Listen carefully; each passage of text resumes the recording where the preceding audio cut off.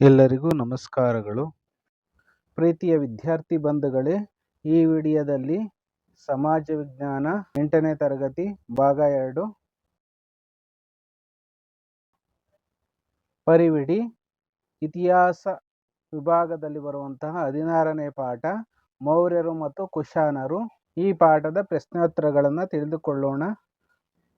ಪ್ರಿಯ ಮಕ್ಕಳೇ, ಹಾಗೂ ನಮ್ಮ ಯೂಟ್ಯೂಬ್ ಚಾನಲ್ನ ಸಬ್ಸ್ಕ್ರೈಬ್ ಮಾಡಿಕೊಂಡು ಪಕ್ಕದಲ್ಲಿರುವಂಥ ಬೆಲ್ ಐಕನ್ ಒತ್ತಿ ನಾವು ಮುಂದೆ ಮಾಡುವಂಥ ಎಲ್ಲ ವಿಡಿಯೋಗಳು ನಿಮಗೆ ನೋಟಿಫಿಕೇಶನ್ ಆಗಿ ತಲುಪುತ್ತವೆ. ಅಭ್ಯಾಸಗಳು: ಫಸ್ಟ್ ಮೇನ್ ಕೆಳಕಂಡ ವಾಕ್ಯಗಳನ್ನು ಸೂಕ್ತ ಪದಗಳಿಂದ ಪೂರ್ಣಗೊಳಿಸಿ ಅಂತ ಇದೆ. 1 ರಿಂದ 4 ಪ್ರಶ್ನೆಗಳಿದ್ದಾವೆ. ಸೆಕೆಂಡ್ ಮೇನ್ ಸಂಕ್ಷಿಪ್ತವಾಗಿ ಉತ್ತರಿಸಿ. 5 ರಿಂದ 8 ಪ್ರಶ್ನೆಗಳಿದ್ದಾವೆ. ಮೊದಲಿಗೆ ಮಕ್ಕಳೇ, ಅಭ್ಯಾಸಗಳು: ಫಸ್ಟ್ ಮೇನ್ ಕೆಳಕಂಡ ವಾಕ್ಯಗಳನ್ನು ಸೂಕ್ತ ಪದಗಳಿಂದ ಪೂರ್ಣಗೊಳಿಸಿ. ಮೊದಲನೇ ಪ್ರಶ್ನೆ, ಚಾಣಕ್ಯನು ಡ್ಯಾಶ್ ಎಂದು ಪ್ರಖ್ಯಾತನಾದವನು. ಇದಕ್ಕೆ ಉತ್ತರ ಕೌಟಿಲ್ಯ.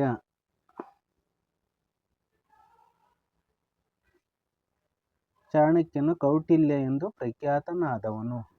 ಎರಡನೇ ಪ್ರಶ್ನೆ, ಮೌರ್ಯರ ರಾಜಧಾನಿ ಡ್ಯಾಶ್. ಉತ್ತರ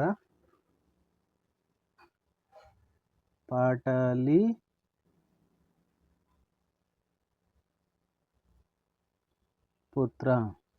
ಮೂರನೇ ಪ್ರಶ್ನೆ, ಕುಶಾಣ ರಾಜ ಮನೆತನದ ಸಂಸ್ಥಾಪಕ ಡ್ಯಾಶ್. ಉತ್ತರ ಕುಜಲ ಕಡ್ಫೀಸಸ್ ಅಂತ. ಕುಜಲ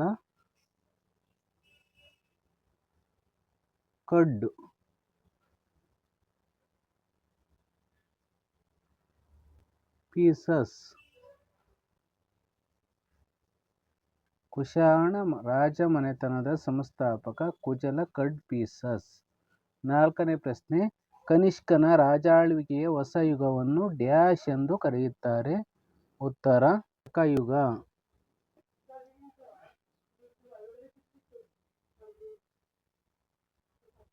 ಕನಿಷ್ಕನ ರಾಜಾಳ್ವಿಕೆಯ ಹೊಸ ಯುಗವನ್ನು ಶಕಯುಗ ಎಂದು ಕರೆಯುತ್ತಾರೆ. ಎರಡನೇ ಮೇನ್ ಅಂದರೆ ಸೆಕೆಂಡ್ ಮೇನ್, ಸಂಕ್ಷಿಪ್ತವಾಗಿ ಉತ್ತರಿಸಿ. 5ನೇ ಪ್ರಶ್ನೆ, ಅಶೋಕನ ಕಾಲದ ಪ್ರಮುಖ ನಗರಗಳನ್ನು ಹೆಸರಿಸಿ. ಉತ್ತರ ಮಕ್ಕಳೇ, ದಯವಿಟ್ಟು ನೀವು ಇತಿಹಾಸವನ್ನು ಅಭ್ಯಾಸ ಮಾಡಿದರೆ ನಿಮಗೆ ತುಂಬ ಮುಂದೆ ಹಿಂದಿನದನ್ನೆಲ್ಲ ತಿಳಿದುಕೊಳ್ಳುವುದಕ್ಕೆ ಅನುಕೂಲ ಆಗ್ತದೆ. 5ನೇ ಪ್ರಶ್ನೆ, ಅಶೋಕನ ಕಾಲದ ಪ್ರಮುಖ ನಗರಗಳನ್ನು ಹೆಸರಿಸಿ. ಉತ್ತರವನ್ನು ನೋಡೋಣ ಮಕ್ಕಳ. ಅಶೋಕನ ಕಾಲದ ಪ್ರಮುಖ ನಗರಗಳೆಂದರೆ 1ನೇದು ಪಾಟಲಿಪುತ್ರ, 2ನೇದು ತಕ್ಷಶಿಲ, 3ನೇದು ಉಜ್ಜಯಿನಿ, 4ನೇದು ಕಳಿಂಗ ಹಾಗೂ 5ನೇದು ಸುವರ್ಣಗಿರಿ. 5ನೇ ಪ್ರಶ್ನೆ, ಅಶೋಕನ ಆಡಳಿತದ ಬಗ್ಗೆ ವಿವರಣೆ ಕೊಡಿರಿ. ಉತ್ತರ, ಅಶೋಕನು ತನ್ನ ವಿಶಾಲವಾದ ಸಾಮ್ರಾಜ್ಯವನ್ನು ವಿವಿಧ ಪ್ರಾಂತ್ಯಗಳನ್ನಾಗಿ ವಿಂಗಡಿಸಿ ಆಳ್ವಿಕೆ ನಡೆಸಿದನು. ಅವನ ರಾಜನೀತಿಯನ್ನು ಶಾಸನಗಳಲ್ಲಿ ಉಲ್ಲೇಖಿಸಲಾಗಿದೆ.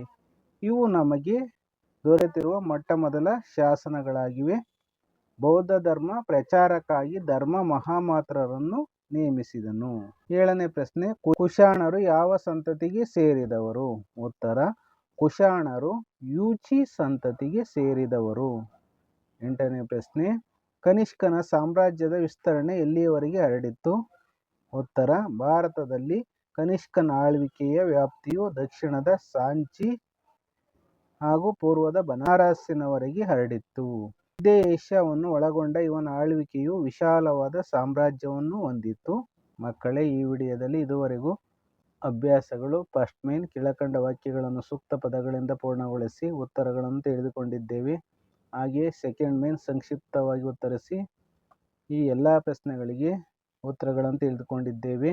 ಎಲ್ಲರಿಗೂ ಸಹ ಈ ಪಾಠದ ಪ್ರಶ್ನೆಗಳಿಗೆ ಉತ್ತರಗಳು ಪ್ರಯೋಜನವಾದರೆ ನಮಗೆ ಅದೇ ಖುಷಿ ಅಂತ ನಾನು ಭಾವಿಸ್ಕೋತೀನಿ.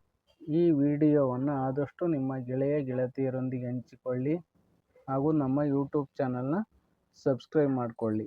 ಧನ್ಯವಾದಗಳು.